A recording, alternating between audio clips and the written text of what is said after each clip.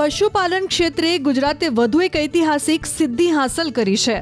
વર્ષ 2025-26 દરમિયાન રાજ્યમાં પશુઓને ખરવા મોવાસા એટલે કે FMD રોગ સામે રસીના 3 કરોડથી વધુ ડોઝ આપીને સુરક્ષા કવચ અપાયું છે। વ્યાપક રસીકરણના પ્રતાપે જ રાજ્યમાં વાયરસનો ફેલાવો ઘટીને માત્ર 3% રહ્યો છે, જ્યારે હર્ડ ઇમ્યુનિટી 80% સુધી પહોંચી છે। ગાંધીનગરના માણસા તાલુકા સહિત રાજ્યભરના લાખો પશુપાલકો માટે સરકારનું આ નિઃશુલ્ક રસીકરણ આશીર્વાદરૂપ બન્યું છે। પશુપાલન વિભાગની ટીમ દર 6 મહિને ઘરે જઈને પશુઓને રસી આપે છે, જેનાથી પશુઓ રોગમુક્ત રહે છે અને દૂધ ઉત્પાદનમાં સતત વૃદ્ધિ જળવાઈ રહે છે। હાલ સમગ્ર રાજ્યમાં live stock health and disease control programme મજબૂત રીતે કાર્યરત છે।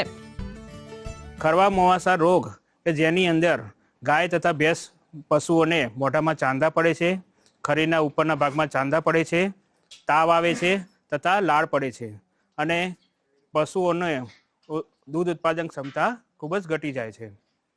આ રોગ ના થાય એના માટે આખા ગુજરાત રાજ્યમાં દર વર્ષે 2 વાર એટલે કે દર 6 મહિને માર્ચ મહિનામાં અને 9મા મહિનામાં એટલે સપ્ટેમ્બર મહિનામાં ખરવા મોવાસા રોગ વિરોધી રસી મૂકવામાં આવે છે।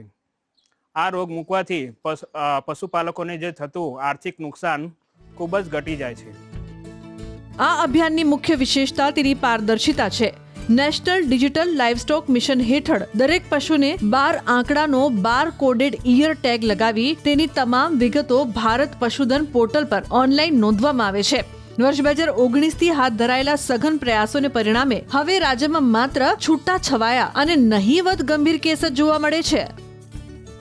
મારી જોડે 33 ગાય વર્ગના પશુઓ છે અને 2 ભેંસ વર્ગના પશુઓ છે અને રેગ્યુલર અમારે ત્યાં તબેલા ઉપર ગવર્મેન્ટ ખાતામાંથી આવીને વેક્સિનેશન કરવા માટે ખરવા મોવાસાની વેક્સિનેશન દર 6 મહિને કરવામાં આવે છે।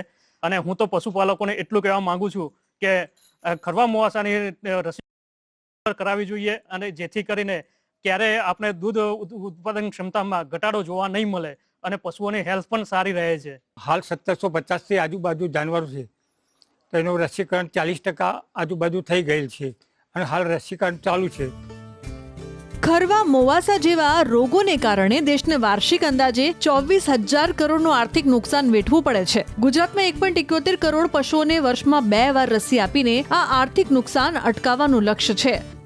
વર્ષ 2024-25માં જ્યાં 2.93 કરોડ રસી અપાઈ હતી, ત્યાં ચાલુ વર્ષે આ આંકડો 3.4 કરોડને પાર કરી ગયો છે।